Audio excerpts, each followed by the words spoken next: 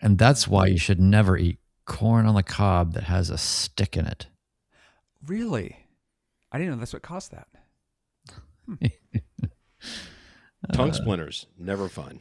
We were at this restaurant. The other night, and these, I'm just say very, very young. I guess they were probably 3 days past 21 because it was a Mexican restaurant where they ordered the giant. It looks like it's like a margarita bong or something. It's this giant Swimming pool of margarita thing, apparatus with fireworks coming out of the top of it and all this, because that's what people need to drink now, I guess. Yeah. But anyway, as we were walking out and we were walking by their table, they had called the waiter over, and we're eating outside, by the way. And they said, and they had gone to their car to do something, or I don't know, something. And then they came back and they said, yeah, so there's now some bugs in our food. And so we'd like all our food comped. Oh, jeez. They left their table. They're eating outside. And they were saying it with this tone of absolute entitlement. It was hard to contain the rage. Yeah. I enjoy Bill. I'm amazed at what 21 looks like anymore. It's like, how are you drinking? Gosh. You look like you're 13. Yeah. And that was us. Yeah, I know. Yeah. We thought we were so cool. I love Captain Todd's comment. What was that? He said, Moon? Yeah. been watching pilots go around the moon today, feeling a little inadequate given I only flew to Mobile, Alabama. I read going around and I was confused by the moon after that because I thought he was watching pilots going around. It's the ultimate go around. Because I'm smart. Yeah. That's awesome. You went to Mobile, by the way, Captain Todd. What are we going to do with this one? Yeah, I enjoyed. Yeah. Oh yeah, that's old. Yeah. There's a caption. What if it's not? What if this is the announcement we're going to make tonight? There's no year on there, so we could just plan a quick trip to Gillespie County, May 2nd through the 4th. Shoot. Okay. Yeah. Let's see. May 26th. 2nd through 4th. Well, that's a Saturday through Monday. That's not terrible, really. Yeah. All right. This is how plans happen. Yeah, exactly. Yeah. Hey, Barry. Happy Monday. Let me double check what day. I think I'll be at your aviation home on which day this week? On Thursday morning. So it's annual month for me. So anyway. Avionics shop. Expensive flight, yeah. Well, I enjoyed Captain Todd's video about the strange apparatus autopilot that he's been working with. You guys should go check out his video. So I saw that as well, and when I read the thumbnail, hey, why don't you wait and put it on the show? Oh yeah. I don't know if this is fit for the show. Yeah. When I first read it, I thought he was going to test a porta-john, not a porta-pilot. Yeah. On YouTube. So that's a completely different audience. Yeah. That is a different audience altogether. And YouTube's probably not the right platform for that. Yeah. Softer than the others again? Oh boy. I'm ready to see a pilot who's sponsored by Shiwi. Yeah. Guys. All right. Guys, we got to talk about this. Yeah. I turned up the volume there, so we'll see how that goes for everyone. All right. Hopefully I don't blow it out. Yeah. All right, Ben, what's your volume? What's my volume? That's good. This my volume? Yeah, what's your vector, good. Victor? All right. We've got our clearance. Let's send it. Yeah.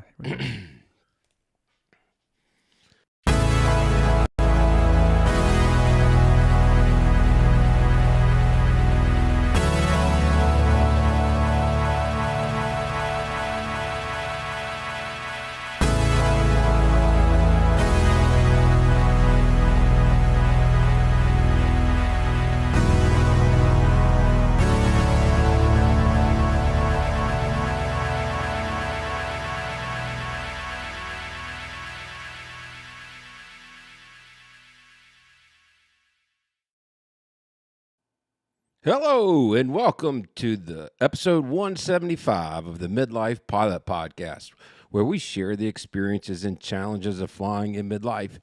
Today we're talking about comms, specifically things I wish I knew about ATC before I started training or even during training. Today we have our normal crew. Do we ever have I guess we do have an No, irregular we're not crew normal. here. We're Nothing not normal about us. Yeah. Terrible segue. My bad.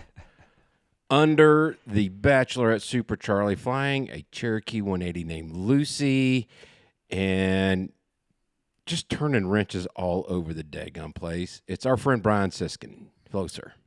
Good evening. I'm glad to be here. I have been following our friend One Dull Geek's adventures into learning how to become a mechanic. And he advised, and I've heard other people advise, that you should just go ahead and start a logbook, because why not? And man, I've got a lot of retroactive entries, I think, at this stage. I am incidentally becoming a mechanic, but yes, surviving nonetheless. Glad to be here tonight, and excited to tell the tales of our failures of early flying. Also joining us tonight, he's on the West Coast. He's a sport pilot extraordinaire. He's everybody's friend. It's our friend Timestamp Tedder. Hello, sir. Hey, glad to be here. Really glad to have you here. We're going to get to talking comms here in a little bit, but first, just wanted to check in, see what you guys have been up to. Anything? Well, Brian, you've kind of led into it. You've got 4 modes of transportation, and right now one of them works. Is that correct? Yes. When you have a lot of cheap things, it doesn't really combine to make one good thing. You just have a lot of cheap things. So yes, this week I was doing some drone work for a job.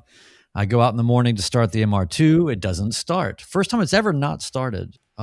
Keeping in mind, yes, it's had an engine rebuild and things are still getting sorted out with that, but it's never not started. It was troublesome. So then I had to put my gear into our trusty 1994 Volvo 940.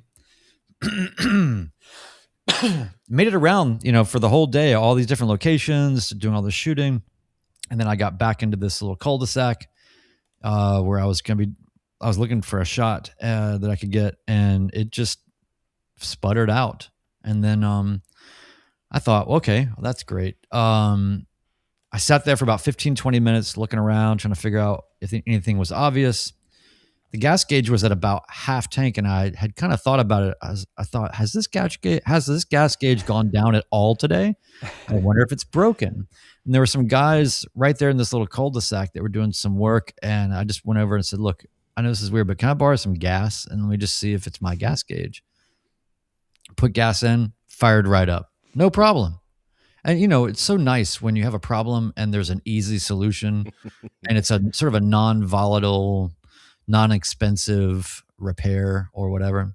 I don't know anything about that. Just for the record. So you feel pretty good about that stuff. Well, then I got back on the road and thought everything was fine. And I made it's just... you make decisions. Sometimes you look back and you go, why did I do that? The decision that I made, I was pretty far away. I was actually out by B&A, and I live well on the other side. And Cheapskate Aviation says it's always fuel. Yes. Well, You can buy that shirt in the Midlife Pilot Podcast store. So the decision I made that I shouldn't have made is I thought, I'm going to get home quick. I'm reverse commuting right now. If I just hop on the interstate, I should be able to get home 20 minutes faster. And as soon as I got on the ramp, and I was giving it the beans, it didn't like it. And it was one of those sections of kind of of all the interstate areas in Nashville to break down during rush hour, this was probably the worst. And, so I'm negotiating the little emergency lane. And then I see a sign. It says, emergency pull off 1,500 feet. And I just thought, this is how is this happening? Finally, something's going my way, right? This is the only kind of luck I can muster, but I'm thinking 1,500 feet, that's just past the 1,000-footers. I can do this. So I'm, limping this thing along. I get to the part where it actually widens out enough so that you don't instantly die on the interstate. And, got it towed. And then, of course, it's running fine and we can't figure out what's going on. It might be a fuel relay, it might be a fuel pump, it might be whatever, but it's always fuel. I did not try switching tanks. That's a pretty good one too. There's no, so that's funny. So anyway, what are you doing for fun these days? I know, right? So anyway, that was that. I want to say real quick on the airplane front, we did get a fuel pump installed, and I think I mentioned last week that we had another issue where one of the lines broke that was related to that install. I think it was just whatever, time for that line to go. So anyway, getting these lines is pretty tricky. I on Aircraft Spruce, you can see the special order. That means they're getting it from somewhere and marking it up.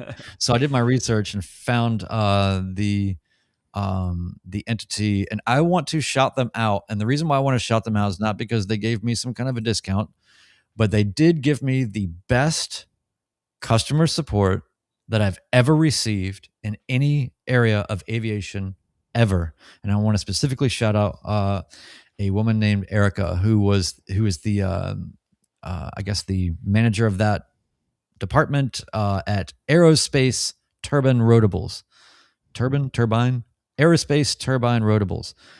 Erica, if you're listening, thank you so much. Here's what she did. She couldn't tell whether the fittings were this size or that size from all the pictures I had. Yeah. And I don't know, and nobody knows. She said, I will make you both, and then you can just send the other one back and you'll get a full refund and don't worry about it. And she put us in front, didn't charge us to expedite. And on Good Friday, she was off, and she texted me on Good Friday, on the morning of Good Friday, to say that, it's been shipped and all that. And I don't know. It's like, I've seen a lot of people in our Discord and other places have gripes about the service level, and maybe a lot of them dealing with mechanics and how that all can work. So I just take the wins when I can get them, and that was a big win. So anyway, as much as everything's failing, we get to have all these adventures along the way and meet all these great people. So Erica at Aerospace Turbine Rotables, thank you so much for helping us out. And that part comes tomorrow, and I get to go be a mechanic again. So it's funny with whenever you're ordering anything, aviation or otherwise, online, normal customer service, the bar is so low that when somebody does take that extra effort, it's very loud and very obvious. And I feel like I appreciate it a lot more today than excellent customer service years ago. Sound like this old man screaming at the clouds, but that's the thing. It's I'm turning into Bill Burr. I was at a drive-through chicken place the other day, and it's a drive-through. So, okay, I pull up to the window, they give me my chicken sandwich, and then they hold the tablet out to get the cheapest default tip is, 18% or whatever. It's like, it's the drive-through. And they physically almost hand it to you, where you have to, for you to deny a tip.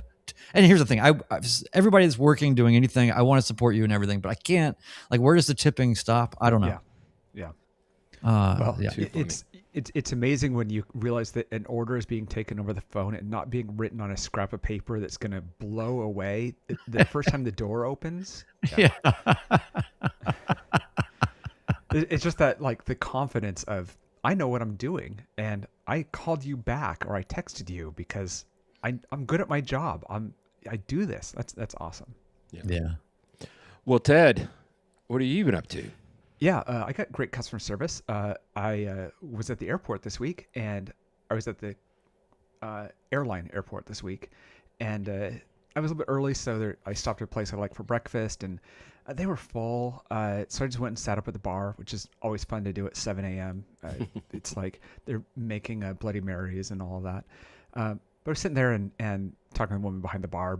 She's talking and everything else, and of course, what happens? She starts talking about aviation, and she's calls herself a student, but really she's an instrument student. So we kind of catch up and share notes. And I was like, "Are you in the 99s?" And she's like, "Yeah." I'm like, "Oh, do you know Windy?" Of course, she knows Windy. So our Windy. We're never very far away from finding people that we're connected to. That's I cool. wonder if Windy is the Northwest version of AJ. Yeah, I like it. Don't wish that on anybody. Well, no, that's really not fair. You're right. Sorry about that, Wendy. I meant that really as a compliment that you know a lot of people, but then I thought of all the other stuff that comes with it and thought, maybe not. Yeah. Well, the best way to describe what I've been doing, the plane is still an annual. I still don't have a status on it. I'm coming up on week 3. This is where I start to get utsy, as my wife likes to say, when I get a little cranky. So I have been researching, and I have come up with a couple of solutions for building some multi-hours without breaking the bank. I'd been given some advice to go into LinkedIn and do all this research. And as much as I hate to admit it, Facebook groups are pretty amazing. Mm-hmm. I go to the Georgia Pilots Facebook group, and I put in looking for multi-time buying blocks anywhere close to the metro area, and I have 3 really good solutions, probably within an hour and a half of me posting that. Mm-hmm. Nice. And so there'll be some multi-time coming up soon. Also, I need to get the night hours, so that's why I'm calling myself a multi-night seeker. Is the goal what is it, 100 hours you really need to have as a baseline? 50. Oh, for night? Okay. I've heard different things. No, sorry. 50 multi, 100 night. You're correct. I see. There you go. So I'm trying to combine as much as I can, save the money. If you can get your hands on a Ford tri-motor, can you count it as multi and single? No. Okay. While there is, multiplicity in a lot of things, you're either a multi-engine plane or you're a single-engine plane or you're a no-engine plane. Or you're just a no-plane plane, which is what that's what we're operating in right now, is the no-plane place. That's what it feels like right now. But anyway, it's good. We do have a special event tomorrow night here in Atlanta. Our friend Aero Grizzly is in town on business. Oh, yeah. Oh, man. So Wendell Geek is flying down. AJ, Terry, and AJ's wife, and a few of Aero Grizzly's friends from Lockheed are coming up, and we're all going to grab dinner together. It also might involve the cigar and other drinks, but, we'll see where the night takes us. But I'm really excited about that. I have not had a chance to meet him in person. Ted, I believe you have. Oh, yeah.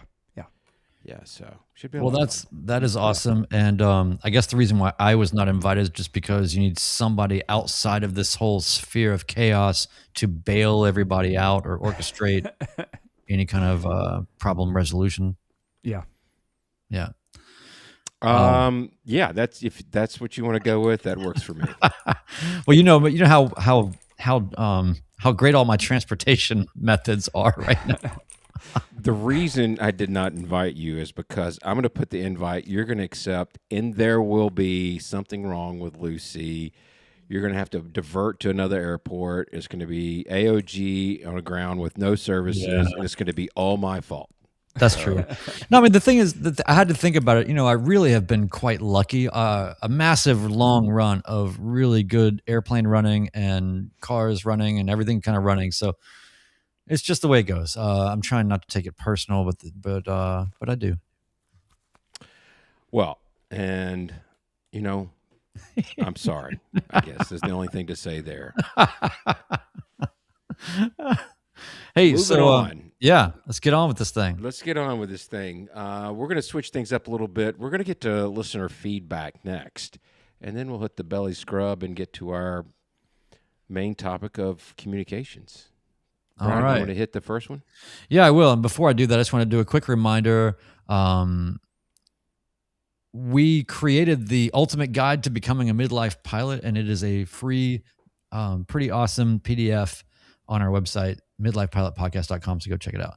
All right. Listener feedback moved ahead in the show a little bit because we actually have to get a little caught up, and we've been kind of pushing some of these. So it's nice to do this. This is from Cameron M. from Papa Sierra Charlie, Tri-Cities, Washington. Ted, where is that?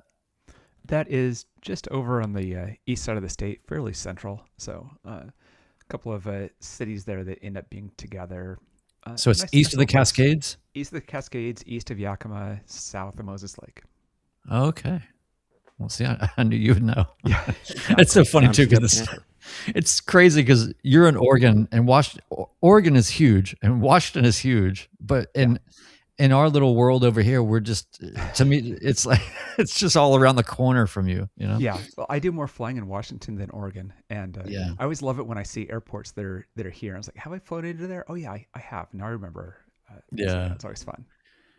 All right, so the message from Cameron M. He says, in episode 173, One Dull Geek mentions how much less expensive it is to, quote, get into, unquote, certified aircraft, similar to buying a car. He must not have looked at airplane prices lately. Even a Cessna 172 is running near or over six figures. His PA-28-235 would top $150K with an original panel. Experimental is almost universally cheaper when you compare similarly performant and equipped aircraft. Our friend Wendell Geek is not here to answer to that specifically, but we will go to our proxy Wendell Geek, Ted. You're like too dull geek. Yeah. Yeah. It's hard to compare apples to apples in a case like this, because are you comparing a brand new 172 and there's like 600,000, or are you comparing something used with the same equipment to a brand new experimental? So even that 150K is a bargain compared to some of the nice experimentals. Like even a sling, you're gonna be easy in the high 200s by the time you get out the door with it. Yeah. So it's, again, apples and oranges. It's always hard to make this comparison straight across. It's just like, wow, these multis are really cheap. I can get into one for $200,000. Like, yeah, until your annual comes up. So it's a great comparison though, and it's a good reminder when you're looking at your PA-28 or your 172 and what are your other options. So yeah. I will say the ongoing maintenance costs on the experimental side are going to be way less than certified world. Well, I think that's the point that Wendell, or the contrast, I think that he was just trying to point out. And I think that there are certain anomalies that can maybe put some cracks in this. And ultimately, as trainer worthy as a 172 is, flight school demand value of a 172 is kind of insane, and for what you get. And I think a lot of people know that, but I think the distinction that our friend Wendell Geek was making here is just trying to draw the contrast of you're going to pay one way or the other. So do you want to pay now or do you want to pay later? And I appreciated that point of view, and I think that there is something that probably, if you can afford, and here's what Cameron's saying here too. Of course, there are experimental aircraft that are not $400,000, right? There's a lot of options, but this is the problem when we speak in generalizations and we're trying to just make higher points here. But I do appreciate the push for clarity from Cameron here, and we'll get Wendell Geek's formal response. Maybe we'll get a rant out of it. That's what I was just thinking. Oh yeah, we haven't had a rant in a while. Yeah. We need a rant. Well, very cool. Should I get the next one? Yeah.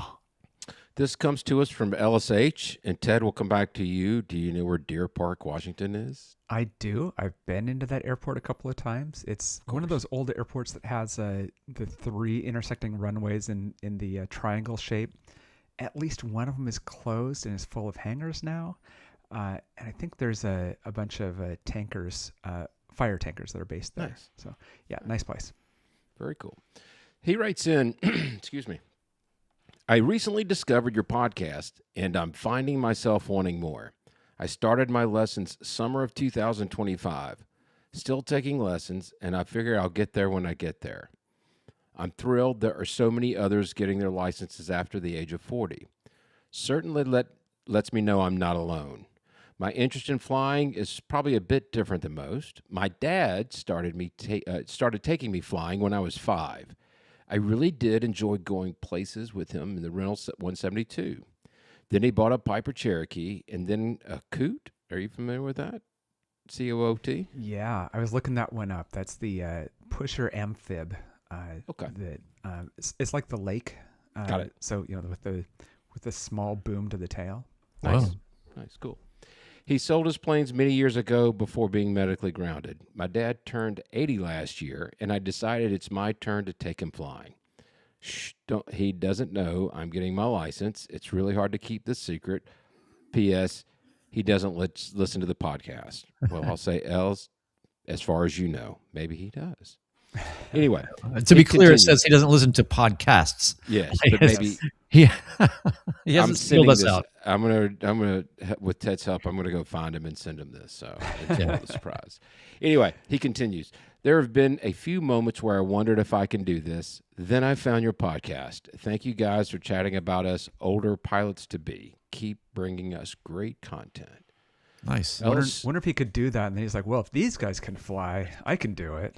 Certainly. I don't really think of that, you guys, but knowing my path to how I got here, I do think that if I can do it, really, I mean, seriously. I think everybody can relate to this idea of moments along the way wondering if you can do this. And if you're not having those moments, you're probably not fully immersed in the experience of becoming a pilot.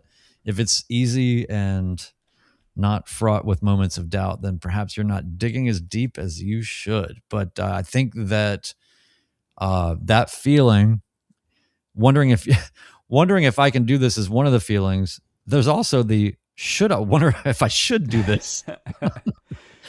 I would recommend never asking that question. Yeah, it's like we've talked about this before, I think once, but people. There are people that track all of their expenses for training in a spreadsheet. Oh yeah, no. and I remember doing that in the beginning. I could probably go find this spreadsheet right now. It's like you can just see it just trailing off like a bad attempt at a diary when I was 7 or something. I don't need to be met with that reality that clearly. Yeah. Right. I think that's the number one reason to be a single owner of a plane, not have a shared ownership of your plane, is you're not sitting there trying to calculate the per hour cost of it. I have no idea, and it's variable depending on how much things happen to cost when I do them.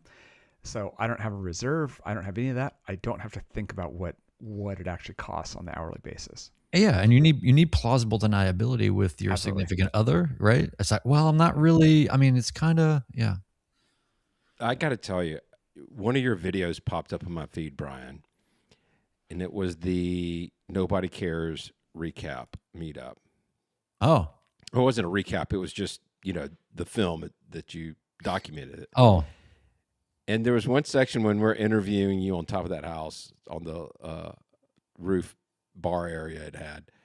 Man, and it said, we aviators, we're like heroin addicts. And it's like, do you want to go do heroin on Thursday? And everybody's like, yeah, I want to go do heroin on Thursday. It's kind of the same thing. So much arm pulling, right? Exactly. All we're doing is trying to find other people to join us. The reason why everybody's so interested to find other people to fly with is to support our own compulsions and that's right. And validate them. Yeah, it's great. Very cool. Well, Mr. Siskin, would you mind hitting the belly scrub? And Yeah, we'll knock it out here real everybody know the quick. things? Yeah, join our Patreon community and help us keep the Midlife Pilot podcast ad-free. Your support makes the show possible, and every membership level gets you into our incredibly active Discord community. We have different levels. I don't want to explain them today because I just don't feel like it. But know that 10% of every dollar goes directly to Freedom Aviation Network's anti-human trafficking efforts. And for everything Midlife Pilot podcast, to support us on Patreon, please send us feedback. Go get some merch. We have some fun t-shirts and all kinds of things. You can find out about events and read our blog and more. Just visit midlifepilotpodcast.com. And if you're enjoying the show, leave us a 5-star review on Apple Podcasts and we'll read it on the air. Then hit subscribe or follow in your podcast app so you never miss an episode, and it helps other midlife pilots find us. So that is that. Actually, have we looked? I'm trying to see if we have any new reviews. I looked yesterday. I did not see any. Okay, so guys, let's get the review thing going, right? It's the only way that the algorithm will ever care. Send in your reviews. Yeah. Yeah, it can be a 5-star review with your tuna casserole recipe. It doesn't the words don't have to be that much of a thing. Confuse the algorithm here. Yeah. Then email us at midlifepilotpodcast.com if you want to send the review that way. You want to try that and I'll again? respond with a sticker. So it's midlifepilotpodcast@gmail.com. Did I leave out the Gmail? Yep. No, people can message through the website too. That's fair. Yeah. Yep. Yeah. So very cool. Ted, we got a few new Patreon members. Yeah. Let me cover that for the week. I was out flying commercial this week, so I didn't get to check in with Discord, but it was nice to see what's going on there. In the Patreon world, we have at the Landomatic level, Braden H joined us. At the Hershey Bar level, we have Sherry R and Allison B. And at the Caps Available level, we have Mike D, who upgraded. So Nice. Welcome all of you. Thank you. And Ted, when you flew commercial, did you wear the It's Always Fuel shirt? Yeah, that would have made people nervous for sure. It's hard though. I don't have many t-shirts that aren't aviation anymore, so I'm sure it was an aviation shirt that I was wearing. In fact, we were talking about some of those Nashville fly-ins. I was wearing my Nashville ATC shirt this week. So nice. That was from a different Nashville fly-in. Yeah, it was fun. In Discord accomplishments land, Matt D landed at his first Bravo. I saw that, like not just in a Bravo, but landed at the Bravo. That's awesome. Zach M got time in a C5 simulator. Yeah. It's a big plane, lands just like a 172. I don't know. Brian successfully explained how combustion engines work to his wife, and she understood it. Yes. Congratulations, Brian. That's a huge accomplishment. I did put that in the well done. achievements channel. I love it. I wanted to make sure we included it. Jeremy H passed to the AGI and FOI. Those are the ground instructor ratings, some of them. We've kind of had a rash of people doing that lately. That's pretty cool. And I know, Brian, you've used it lately too. I actually have a student and have taught multiple lessons of ground now, and it's very satisfying. And it's nice because it's kind of like if you're a parent of a young child or something. I'm sure it's like this, where it's like they don't know that I have no idea, like because they know actually nothing. So I can just I can make up words, flux capacitor, all kind of stuff. No, it's been very, very cool. I've really enjoyed it. If anybody wants ground instruction, I guess I'm doing that for instrument or for private now. Are you guys familiar with the turbo encabulator video?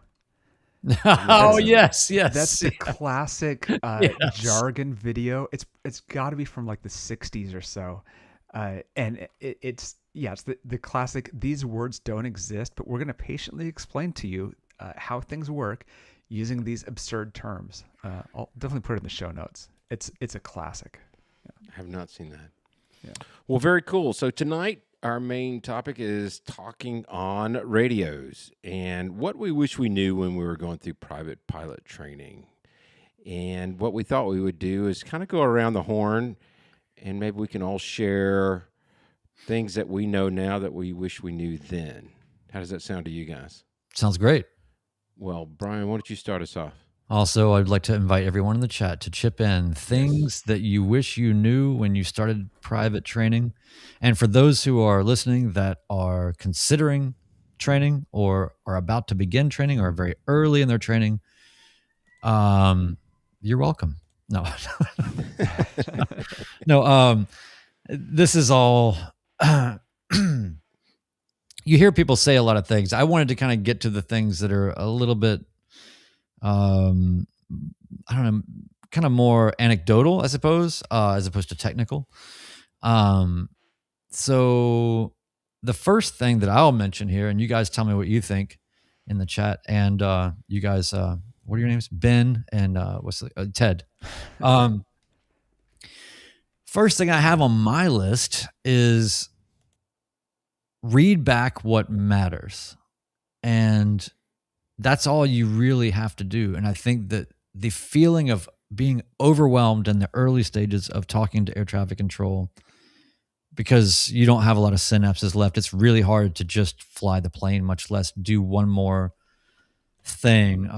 And it does feel like doing the rub your belly and whatever, Pat your head. Yeah. pat your head thing. I can't remember what it is because I'm trying to podcast right now. I'm saturated.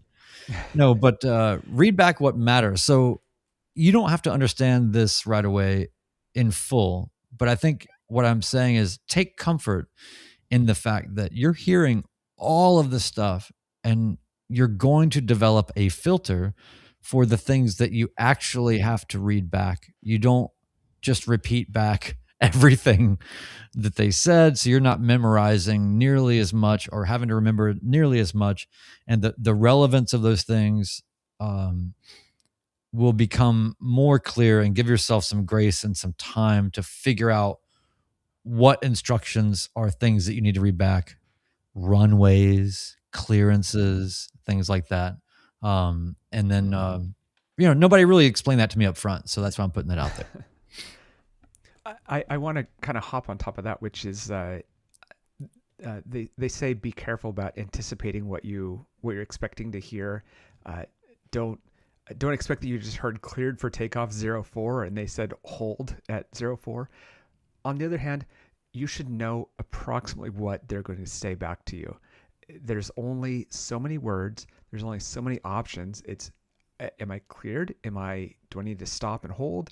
What are the options they may say to me at this point? So your brain doesn't have to process all this stuff completely from scratch. That way you're not surprised by any of that. So, I want to hit that'd be helpful. Sherry's comment, and she is one of our new Patreon supporters, so thanks for joining us tonight. She says, I am early in training, and it is so blasted scary. I speak for my job, but that little button is not yet my friend. And I totally get that. A couple of things for our younger or early in the journey pilots, people that are just starting out. They are human beings, our friends at ATC.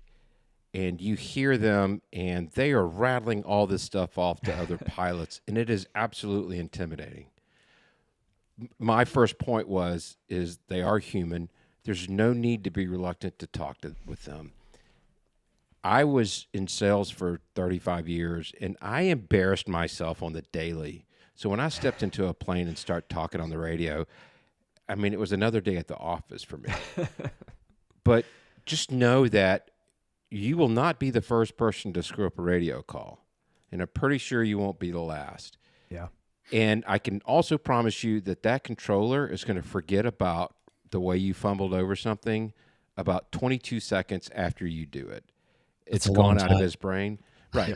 That's, well, I'm just kidding. I mean, if it's really funny, then it might stay within 22 seconds. But anyway, you understand my point. But that's the thing is that it's just talking to somebody. It's like talking to somebody on the phone. You're just reading back what they're saying. And I like what you said, Brian, about learning to read back what matters.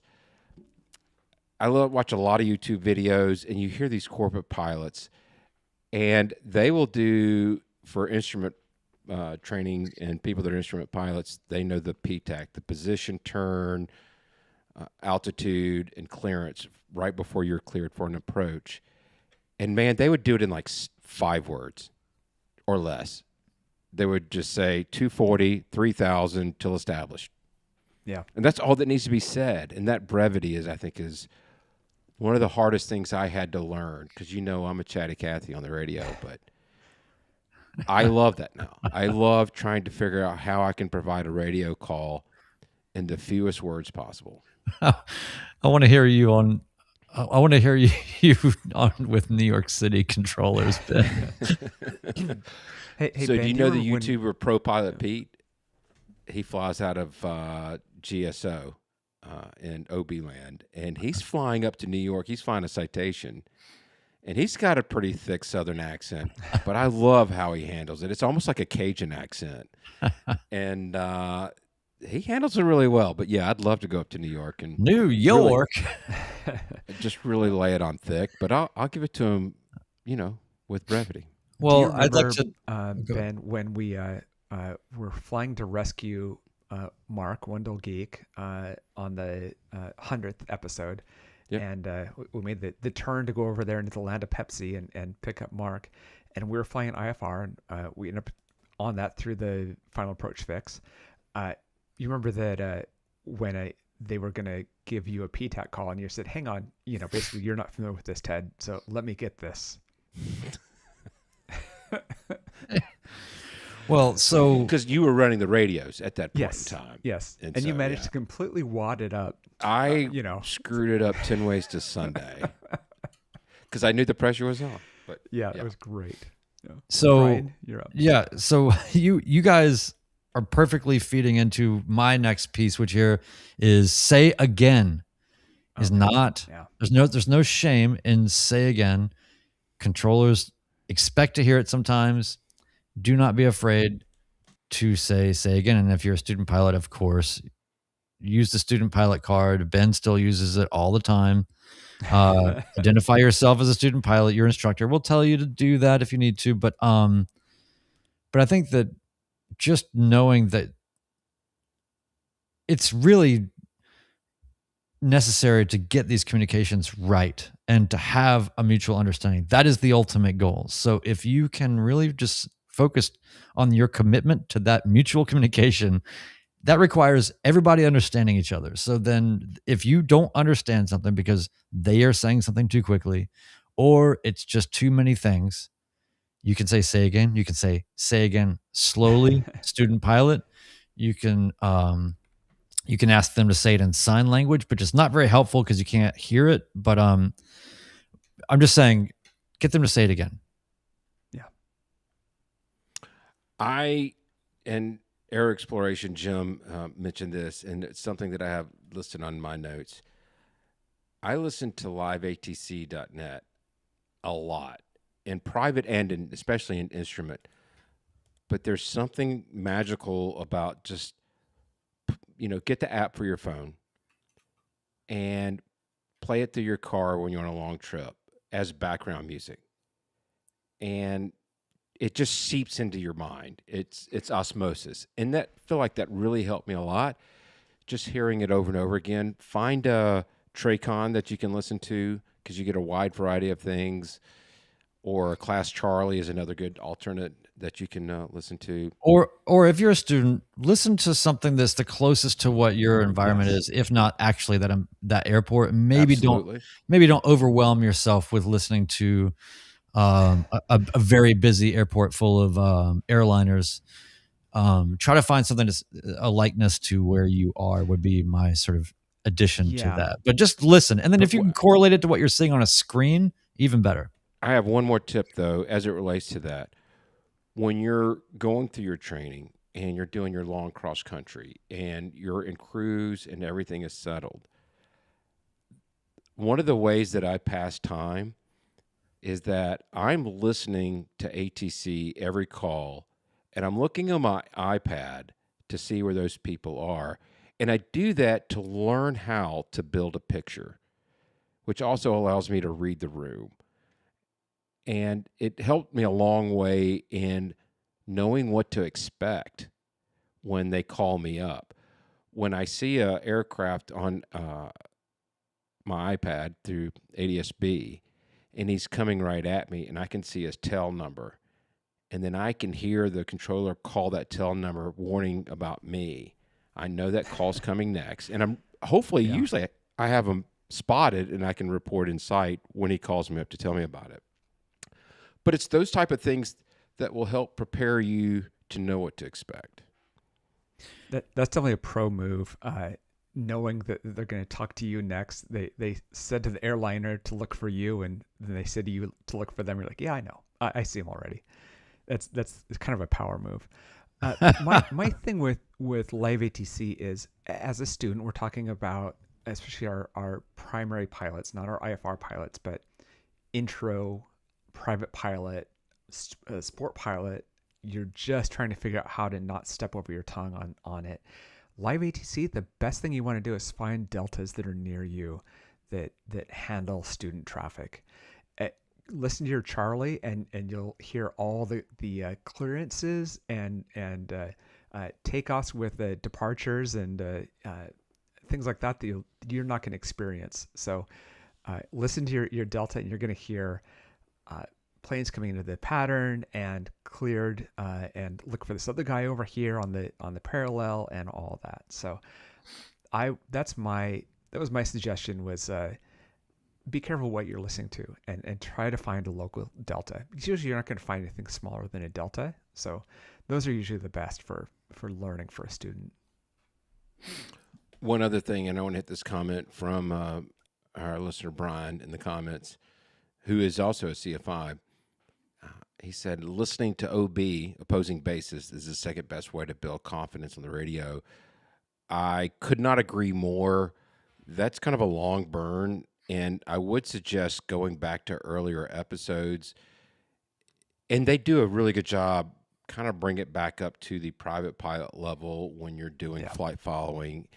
But if you go back and listen to those early episodes, they do really do a good job of a deep dive in what is that interaction between the pilot and the controller and what's going on. I think what's important for that, any new student understanding the universe of opposing bases, is you're not going to get so much. It's not, for those who are new and uninitiated, you're not going to get training, right? It's not instructive in this sense.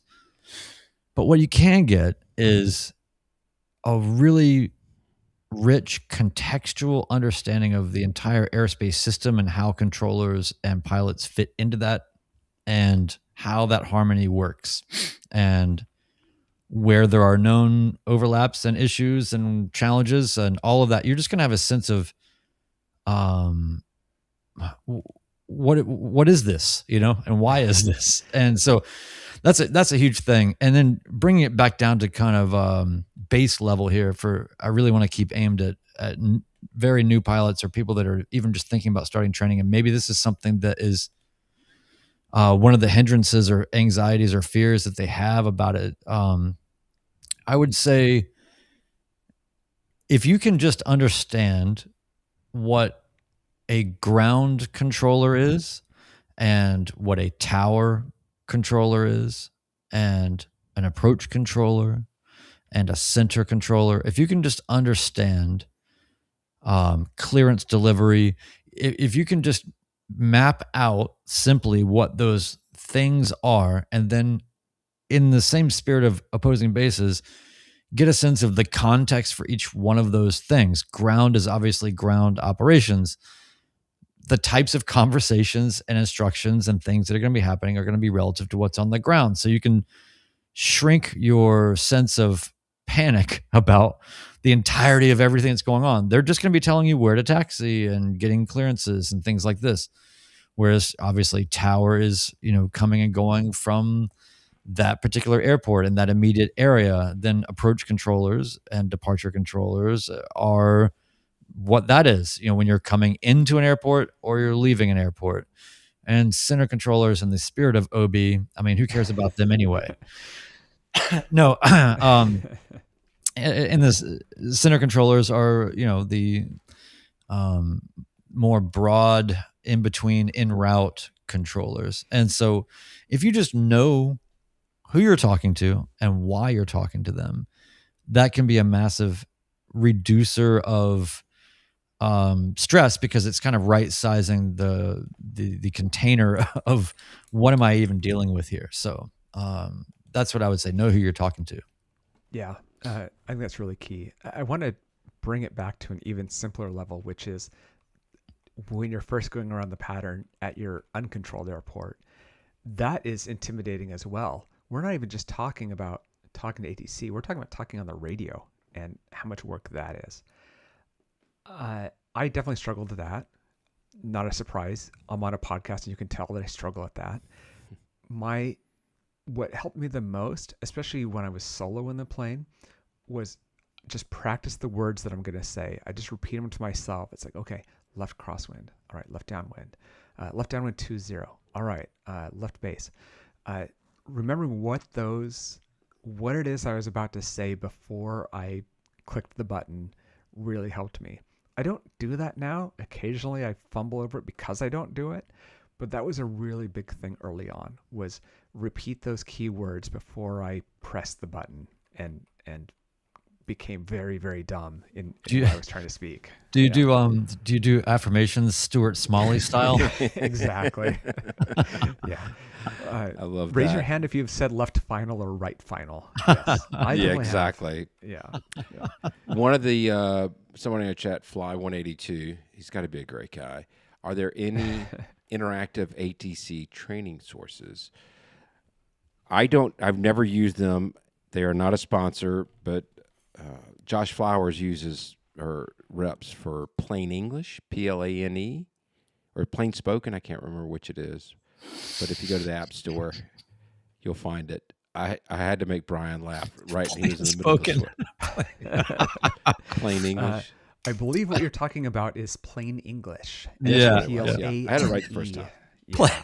And then Phoenix Sales says RSIM, ARSIM, is an app on your phone as well. So Plain spoken's like CTAF only. Right. It's like right, CTAF. Hey, I like it at 150. Yes, that's a pretty good looking airplane you got there. Y'all going to get some lunch?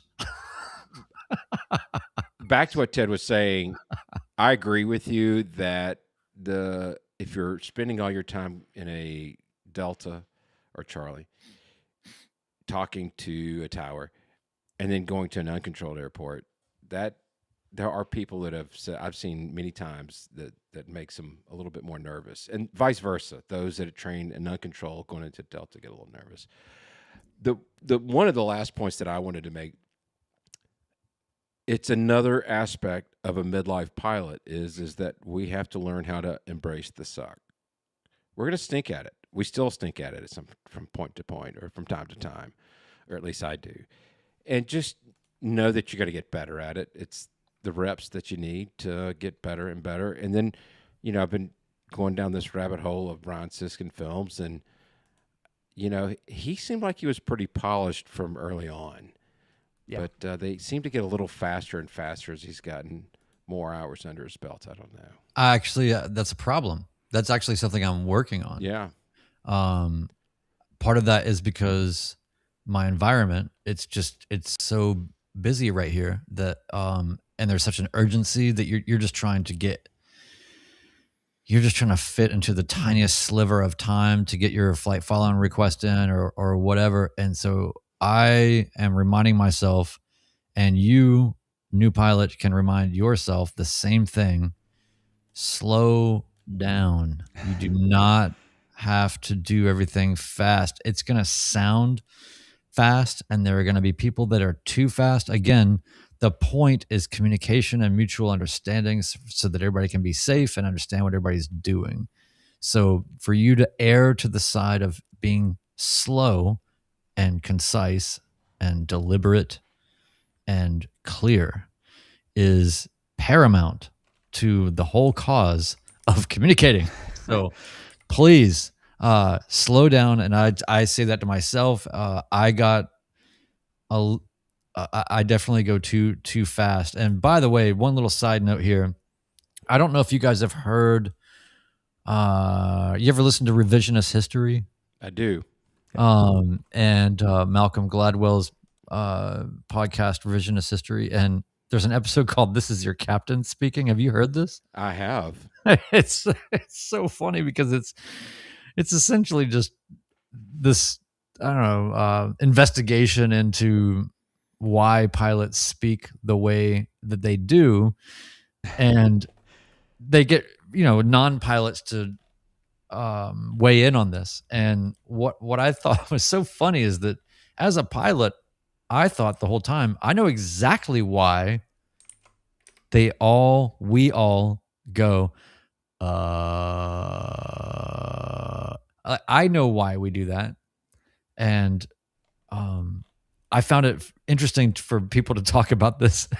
Why are they doing this? And it's because the push to think button, you've got to hold the line. You don't want to give it up.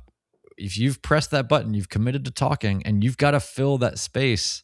And if you know you're not quite done yet, but the in the spirit of OB, the penguins haven't all aligned, then you're holding that space with a giant because you don't want to give up your turn on the communication. You want to see it through, and that's where I think the exhaustive uhs come from. But anyway, it's a hilarious episode. This is your captain speaking, revisionist history. Check it out. Yep, definitely. To your point, and about being or talking fast, and I see quite a few YouTubers, and a lot of them are Northeast based, and I get it that that's the pace up there. But I think our friends at Opposing Bases will tell you it's better for you to be deliberate and clear and a little slower than being very fast and unreadable, where you're going to have to say it a second or even a third time. You're actually burning more air time than you would if you would have said it slower and more deliberate. I've got to say, on the why we speak in a certain way, it always brings me back to The Right Stuff, which is a movie and a book. And in the book, they talk a bit about why all pilots speak like they're a cowboy. And it kind of comes back to Chuck Yeager and this casual way of speaking, a little bit of a down-home Appalachian voice that pilots have, especially used to have. So The Right Stuff is a great book if you're an aviation nerd, which may be a few of the people listening to my voice right now. My wife had never seen that movie, and we watched it, and it didn't work out well for me because all she wanted to talk about was how handsome Dennis Quaid was. So didn't work. Very cool. Yeah, I was not a cowboy. I was nobody. Oh, now, not to us, you're not. We got a lot of comments here. Do you want to? Yeah. Oh, by the way, Rich Flies, I really appreciated. Let's see, where did it say? Where did he say? The first time I ever used flight following without my instructor was the day I met Ben Wundle Geek and Chuck K. And what an occasion, right? Flight following. Yeah. That is the most important thing that you're ever going to do as a private pilot, is understand how to get flight following and to get flight following. And I remember how stressed out I was on my first solo cross country because, I had to talk to John Toon, then I had to talk to B&A, then they let me go to Memphis Center, and there's just so many things going on, man. It seemed really fast, and I can see why a lot of people would not maybe get flight following on a quote unquote shorter flight like that, 50 miles. I get flight following every time, all the time, and it pays massive dividends. It is a little bit of an art form. We've got episodes about that, and OB's got a ton of them. Yes, there's the sticker: call sign, location, destination, type, altitude. Memorize that. If you want to get better at radio calls, just memorize that sticker, and you will make a lot of controllers happy. You may stumble over it the first couple of times, but they actually, in the most recent episode of Opposing Bases, they actually explained why they needed it in that specific order. If you're talking to a TRACON, if you're talking to a center, I think you can just say you're a PA-28 going to VBT at 6,000 feet, and they'll be fine. You can say it in any order you really want to. I think it depends on the type of keyboard that they're using. Is the whole reason why I think the center controllers have the normal keyboards, and as AG put it, you basically can just think it into your microphone and it'll appear into their system somehow. They've got such updated systems compared to what Tracons have. So Yeah, and you I've get got to to be. say, my power move of flying in and near a Charlie, and this is true of Bravos, is know what local flight following means for a Charlie. That's when you get a 03 or a 04 code, and they need to put in much less information. And if you can request I'm sorry, this is terrible for our students who are already overwhelmed, but if you can request local flight following, it can make their lives a lot easier to give you a 03 code, for instance. Such a power move for me.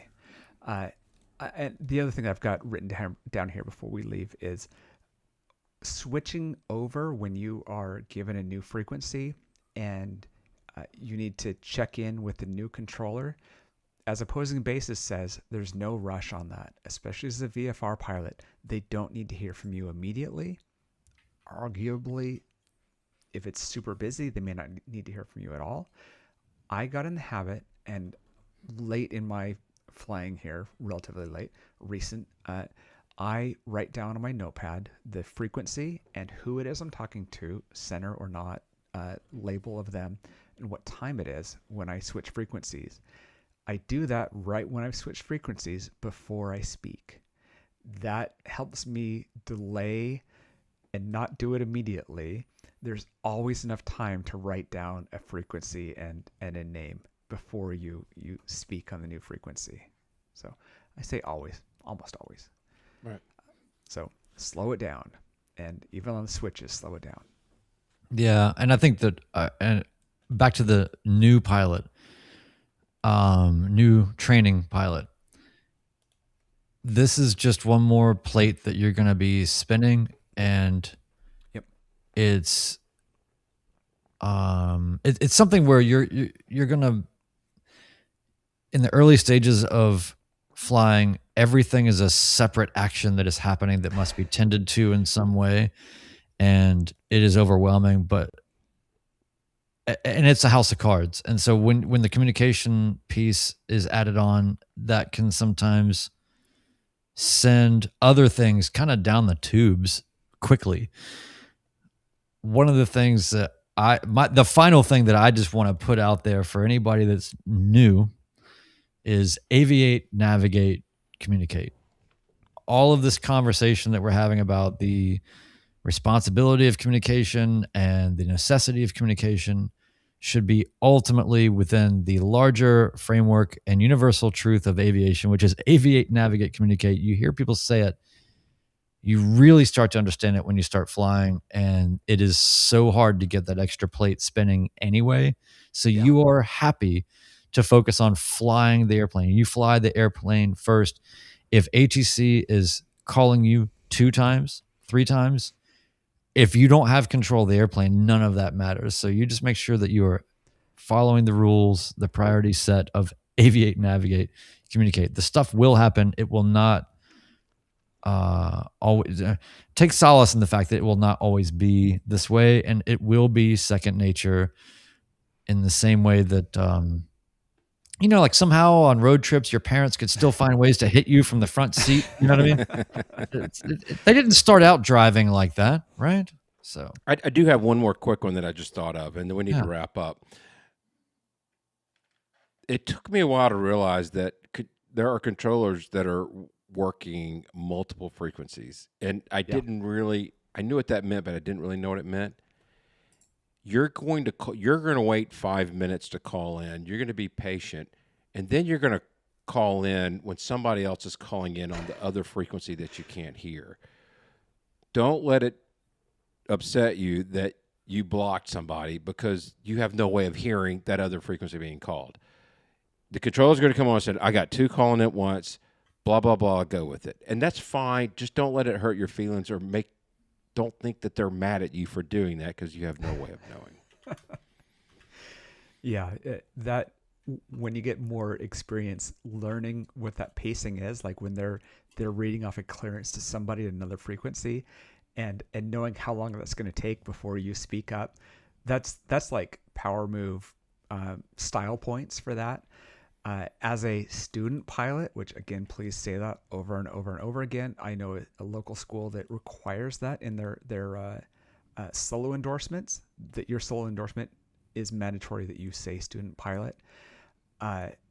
This is an advantage of recording your in-cockpit audio. You don't have to necessarily record with a GoPro or anything else, but just getting that audio from inside means that you can go back and listen to it. An example of that, I was thinking when you're talking about the prioritization, which is so important, is there was a time when I was fighting down to get onto the runway in a lot of winds, and the tower controller asked me twice, what's my destination, wondering if I'm going to go left or right off the runway. And the second time, and I answer him, and I'm like 3 feet off the runway, just sitting there fighting it 100 feet down the runway as I'm fighting this wind.